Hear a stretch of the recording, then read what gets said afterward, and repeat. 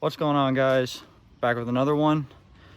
We're going to kind of continue on with the theme that I left off in the last video, which has not been posted yet, so it'll make more sense because this will be after that one. But I'm still going to keep content around my car, but I'm going to kind of expand and do other vehicles.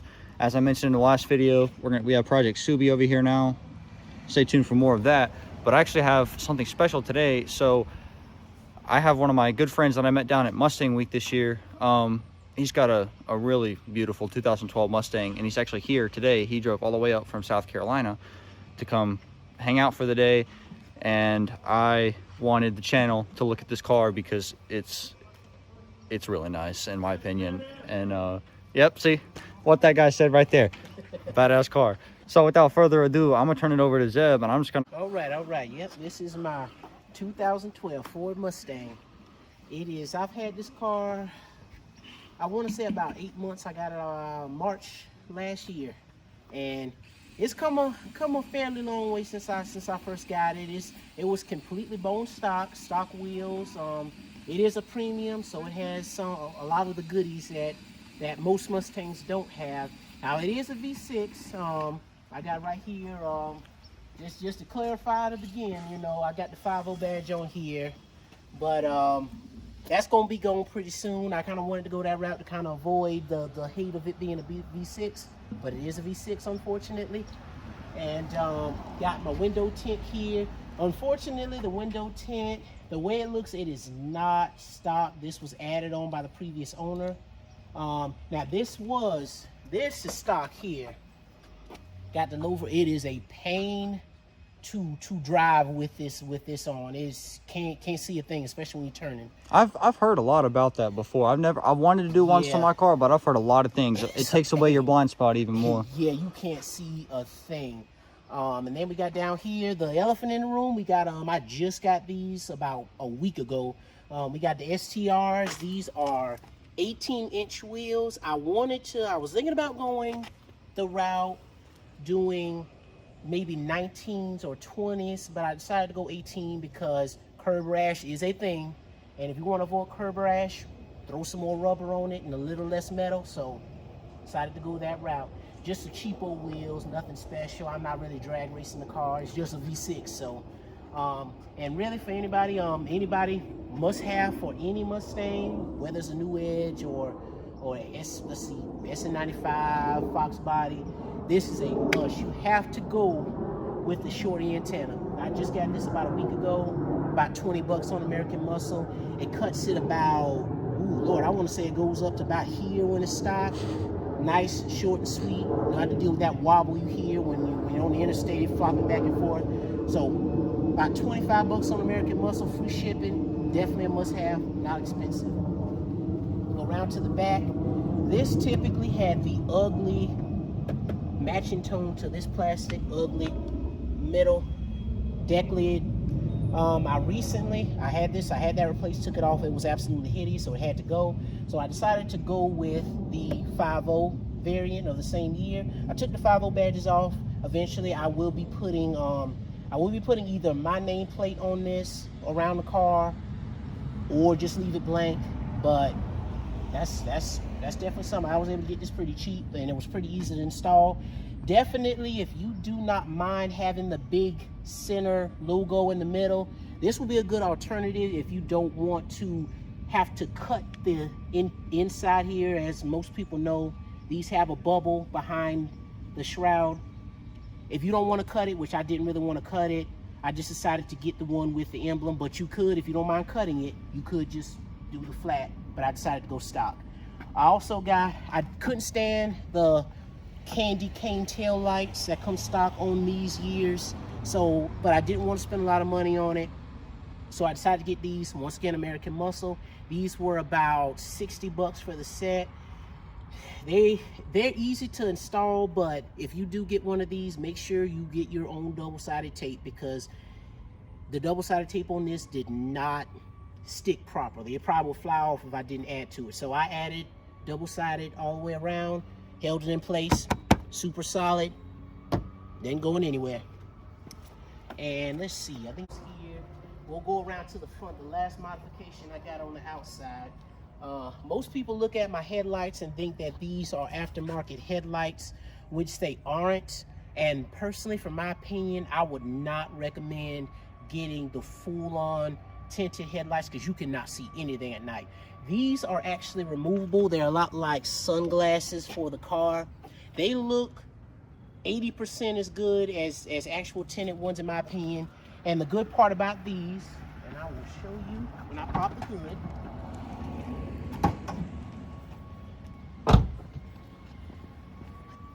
They are completely removable. Just pop them out like that, especially at night, then you can actually see.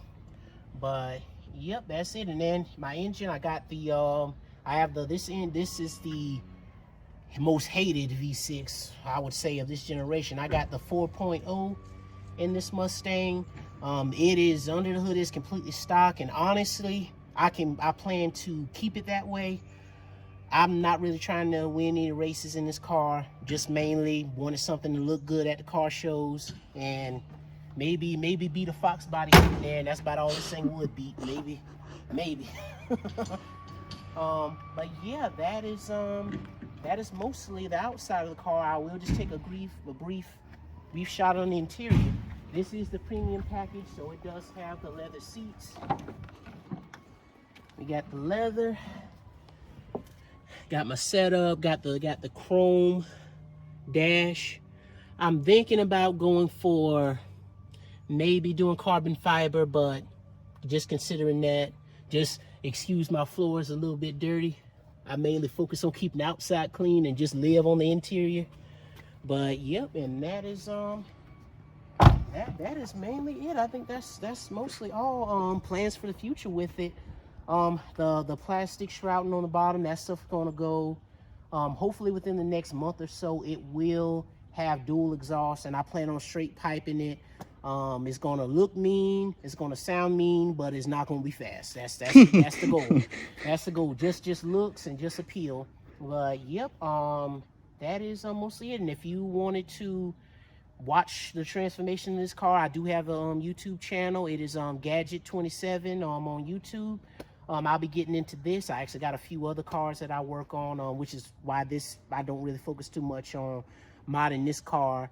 This car is a V6 when it comes down to it, but I do have a 81 Cutlass Supreme I'm working on and plan on making that fast. I got a Focus I'm gonna make fast, and this is just the look good, look pretty at the car shows, and keep that old car show itch scratched for me. Just something to take.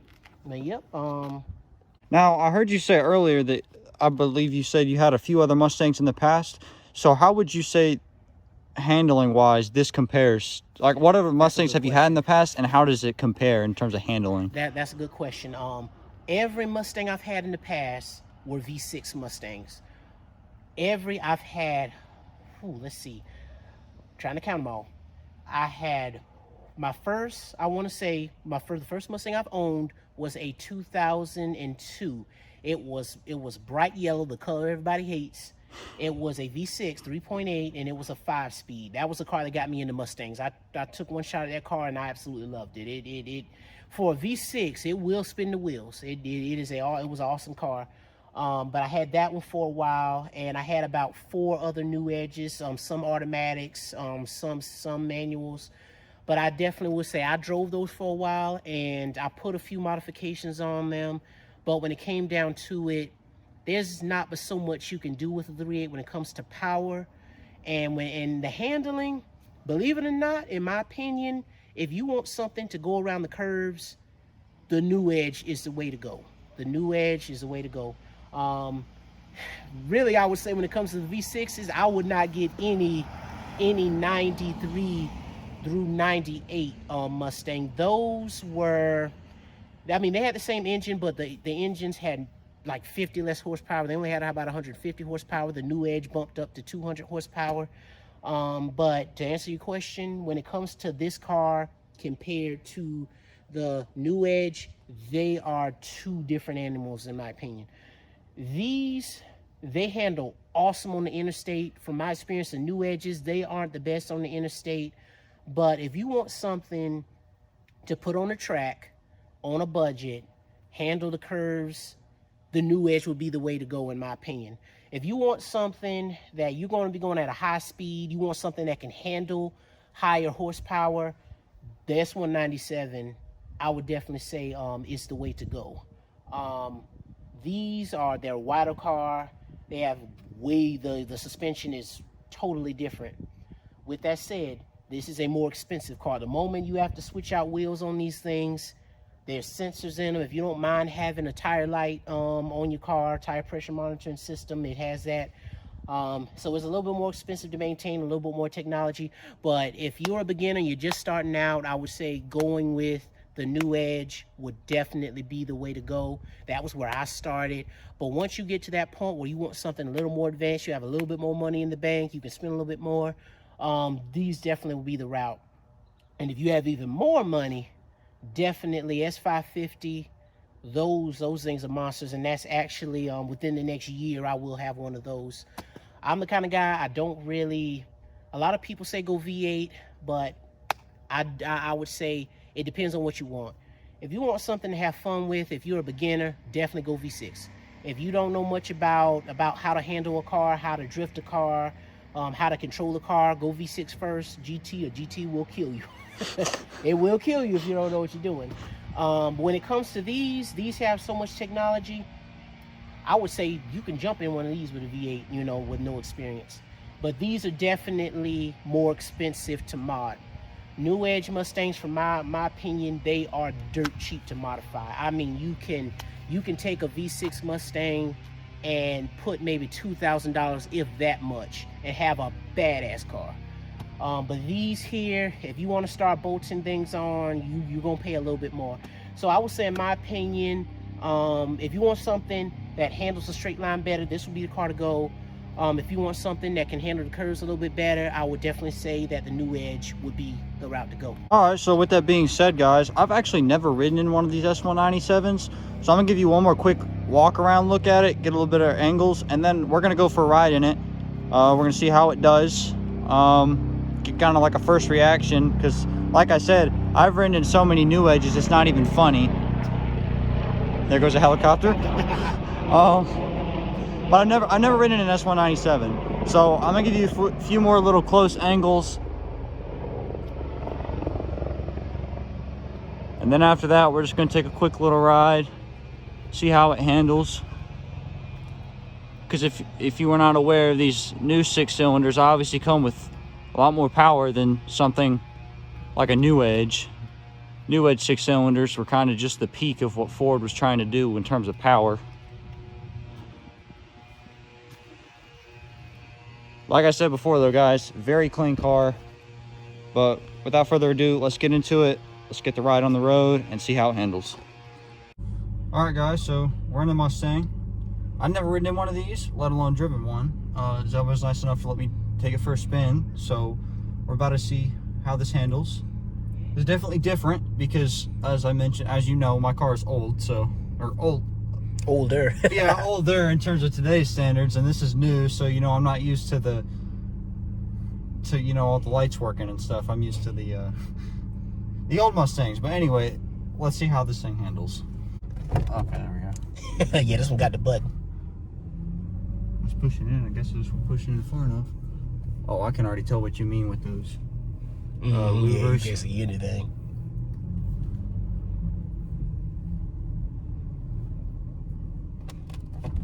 I'm also so used to driving manual. Last few times I've driven an automatic, I've gone to push the clutch in when I stop and I've hit the e-brake. Yes, it sucks. Oh, manual next time. That's what I have next. So I will go ahead and say off the bat that it's a lot smoother than my car.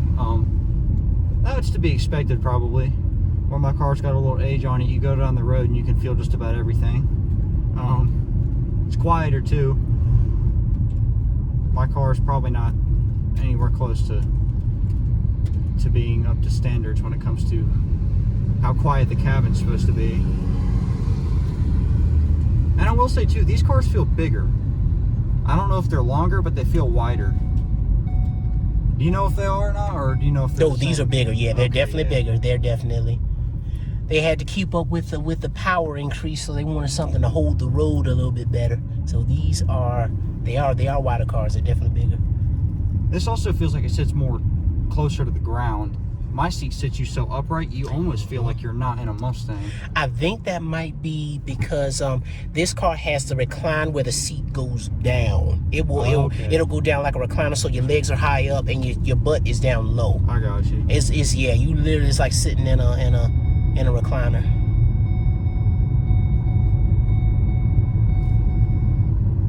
It's definitely a lot smoother. I'm impressed so far. Now, how would you rate the interior of these Mustangs compared to other stuff, new or old? Let's see. Well, I would say with the interior, a lot of people, I know a lot of people will consider it out of date, but this interior is very durable. It's a very durable interior. The pieces, the plastic pieces are on par, and I definitely feel like I can have this car for the next 10 years and the interior would not be falling apart. So it is a step above. You got kind of a plushness on the top of the dash. It's cheap plastic, but it's put together better than the new edges. I don't have to worry about pieces cracking. It's just all thick. And this is obviously chrome. Not all have chrome, depending on what level. This is a premium. But if you got a lower model, when it comes to trim, you would end up with just plastic and black. But this is it's definitely more sturdy. I like it. This is my favorite Mustang dash. This is actually my dream car. I had to have one of these, and part of it is the interior. What I can also tell right off the bat is obviously we're not here to burn the rubber off, but just from even the start, you can tell that this thing wants to eat. It has more capabilities for putting power out. My car, you kind of got to have a lead foot to get it to move. It's not very fast to begin with, but even when you get moving, you gotta be sitting on the pedal to get it to move. This thing, it doesn't take much to get it rolling. Let me know what y'all would like to see on the channel, and I'll definitely take that into consideration as I'm searching around, because as you probably know, the way stuff is now, I guess we could still say this is in COVID. People want so much money for everything. It's hard to find a vehicle for a good deal, just because people think, they think their Fox body with 150,000 miles is still worth 10 grand, which is kind of sad, because I've been thinking about throwing out the idea of selling my car, and it sucks because as car guys, we buy cars. I'm sure, as you know well too, Zeb, you buy a car and you put money into it, yep, knowing damn well when you're done, you're not going to be able to sell it for what you put into it. Yeah, that's actually a good point. It's a balancing act, because me personally, I have 10 vehicles right now. Typically, I'll buy a car, and you have to ultimately make the decision. This car, if I buy this car, is this a car that I'm planning on keeping, or is this a car I plan on ultimately selling soon? If it's a car that you plan on keeping, yeah, by all means keep it and throw the kitchen sink at it, put whatever you want into it. But yeah, if you don't mind losing money, if you put a lot of money in a car and you figure you're going to sell it, sometimes you just got to do some cheap mods, and that's some of the things I do.